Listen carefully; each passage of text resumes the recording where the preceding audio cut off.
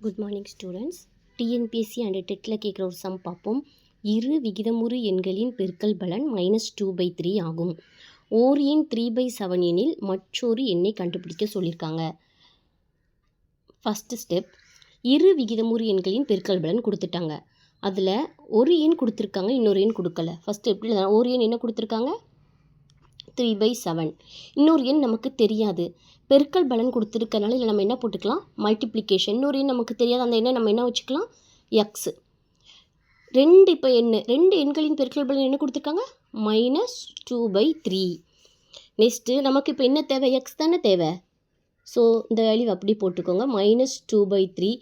இந்த 3/7 என்ன ஆகும்னா மல்டிப்ளிகேஷன் தானே, அதனால் இந்த சீக்வல்ட்டுக்கு இந்த சைடு வரும்போது நமக்கு என்ன பண்ணலாம்? தலைகீழியாக மாறும். 7/3 இந்த நம்பர் அப்படியே தலைகீழியாக போட்டுறணும். இப்போ மல்டிப்ளிகேஷன் பண்ணலாமா? -2 × 7 மைனஸ் போட்டுக்கோங்க, 14. 3 3s are 9. ஸோ லாஸ்ட் நம்ம ஆன்சர் எப்படி எழுதணும்? X equal to -14/9 the answer. Thank you.